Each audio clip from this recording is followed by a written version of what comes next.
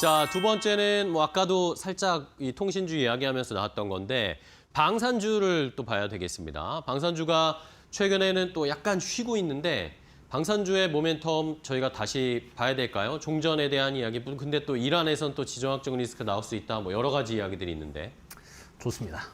다 있다라고 생각을 해보시면 될 것 같고, 그러니까 방산주가 사실 항상 기대감, 그다음 실적, 다시 기대감, 실적 이걸 계속 반복을 하고 있거든요. 그러면 기대감은 뭐 있냐를 먼저 한번 체크를 해보셔야 되는 게, 기대감은 여전히 그 종전 이야기가 나오더라도 한쪽 구간에서는 계속 확전 이야기가 또 나오고 있어요. 네네. 그러다 보니까 이게 한 군데만의 일은 아니구나. 글로벌하게 어찌됐건 종전에 대한 것들보다는 이게 언제 추가적으로 일어날 수 있는 우려감들이 항상 공존하고 있구나라고 생각해 보신다라고 하면 우리나라 방산주들 입장에서는 기대감은 계속 가지고 가고 있는 것 같고요. 플러스 알파로 미국 쪽에서도 국방비 증액 이야기가 나오고 있거든요. 그렇죠. 그러면 당연히 여기서 이제 우방에 손을 잡을 수밖에 없는데, 국산 무기 최근 들어서 여러 가지 테스트나 통과하는 걸 본다라고 하면 요거 기대감 좀 크게 가져도 되지 않을까 싶고, 두 번째는 실적입니다. 네. 이제 실적도 따라와 줘야 기대감 다음에 주가를 꾸준하게 끌고 갈 수 있는데, 실적도 나쁘지 않은 게 작년 기준으로 방산 4사의 합산 매출이 40조가 넘었습니다. 영업 이익이 4조 6천억입니다.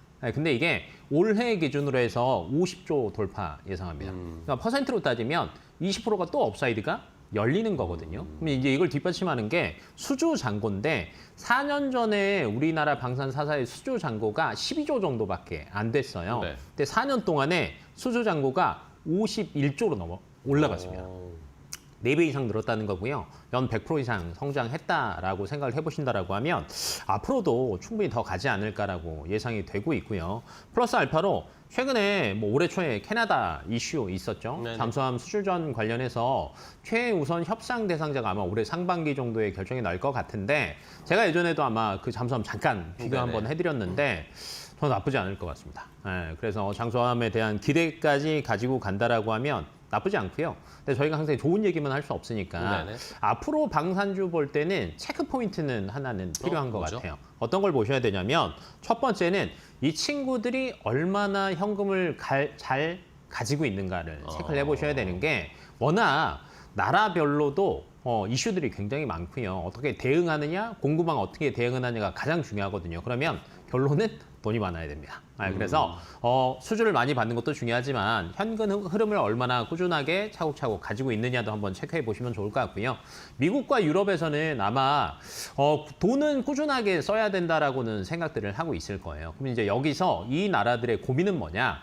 그럼 이왕이면 우리나라에서 생산해라는 얘기는 꾸준하게 나올 겁니다. 그렇다라고 하면 공급망을 그 나라에 가지고 있느냐, 아니면 앞으로 만들 수 있느냐, 이런 것들도 주가 상방을 조금 열어두는 중요한 포인트가 될 거니까 이 두 가지는 추가적으로 기억해 두시면 좋을 것 같습니다. 네, 알겠습니다. 네. 자, 방산주들의 포인트를 잘 짚어주셨어요. 뭐 좋은 이야기들은 너무 많은 상황. 오늘 뭐 또 조선이긴 하지만 트럼프 대통령이 마스카 프로젝트 밑그림을 그려줬잖아요. 우리가 역시 선두에 있다라는 것도 보여줬고, 이게 또 방산과도 엮이는 일이니까 좋은 이야기들은 많은데, 대신에 기업들의 현금 창출 능력이라든지 그 나라의 공급망을 잘 뚫을 수 있는지, 이런 것들은 한번 체크해 볼 필요가 있다라고 정리해 주셨어요. 좋습니다. 자, 종목들 그럼 몇 개 체크해 보죠. 네, 우선은 이제 대표적인 기업들 먼저 본다라고 하면 하나 에어로스페이스 같은 경우에는 네네. 모멘텀이 굉장히 많습니다. 첫 번째는 방산 자체적인 모멘텀도 있고요.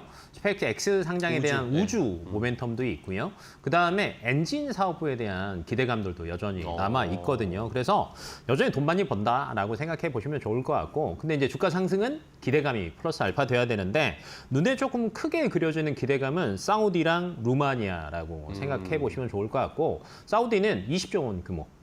근데 나쁘지 않을 것 같아요. 어찌 됐건 그래도 뭐 실패할 확률보다는 가져올 확률이 조금 더 높게 점쳐지고 있고요. 루마니아 쪽에서도 레드백에 대한 기대감은 여전히 가지고 있습니다. 그래서 아마 이게 통과가 된다라고 하면은 주가 상방은 조금 많이 열린다라고 생각해 보시면 좋을 것 같고요. 그다음에 여전히 지상 모기 쪽에 대한 기대감이 더 센 것 같아요. 네. 현대 로템 같은 경우에도 기존에 납품했던 데에서 꾸준하게 나오는 곳들도 굉장히 중요하거든요. 근데 현대 로템은 현재 그 폴란드 3차 계약 논의가 본격화되고 있습니다. 그래서 정확하게 이게 진행이 돼서 수주했다라고 하면 또 달릴 수 있는 준비가 되지 않았을까라고 예상이 되고 있고, 마찬가지로 현대 로템도 루마니아랑 페루의 기대감도 가지고 가고 있으니까 방산 4사 중에서도 이 두 개 기업들도 한번 체크해 보시면 좋을 것 같고요. 하지만 제가 찍을 종목은 이 종목은 아닙니다. 그럼 뭔데요? 토픽 바로 알려주세요. 네, 왜냐면 이제 또 가네들을 또 잡기에는 고점 부담이 있잖아요. 네네네. 요즘에 방산 관련된 기업 중에 제일 못 간 애가 풍산이더라고요. 풍산. 네. 네, 풍산 한번 보시면 좋을 것 같은데, 야, 풍산에 뭐 있어?라고 생각하실 수 있습니다. 하지만 많아요. 최근에 우크라이나 그쵸. 전쟁하면서 가장 많이 바뀐 게 뭐냐라고 물어보면 뭘 것 같습니까? 총알. 총알. 또 있지만 총알, 미사일 많이 썼습니다. 네. 채우기도 해야 돼요. 이때 풍산이 조금 많이 갔는데 저는 가장 큰 변화는 드론입니다. 아, 드론. 네, 드론을 가지고 예를 들면 50만 원짜리, 60만 원짜리 드론으로 500억짜리 전차를 때려잡는 전쟁을 보여준 게 사실은 우크라이나 전이거든요. 풍산이 드론도 하나요? 드론이지 합니다. 최근에 넷플릭스 그 오리지널 컨텐츠 중에 군대 재입대하는 컨텐츠가 있습니다.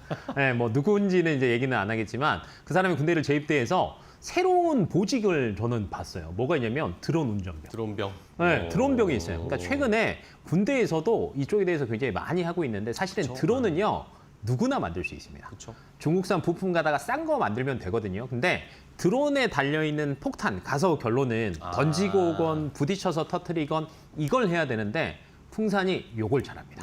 네, 그래서 아마 현대전으로 넘어가면서 풍산에 대한 매력도는 이쪽에서 빛을 발하지 않을까라고 이제 개인적으로 보고 있어서 게임 체인저로 이제 조금 부상할 수 있다라는 관점으로 꾸준하게 보시면 좋을 것 같고요. 두 번째는 이건 너무 기대감만 있으니까 실적에 대한 직접적인 기대감은 뭐 있어라고 하신다라고 하면 현대로템에서 아까 폴란드 수주 이야기했죠. 3차 본격화됐다. 네. 근데 K2 가면요. 풍산에 포탄도 같이 갑니다. 그래서 여기서 수주했다라고 하면 풍산도 사실은 조금 갈 수 있는 구간이고요.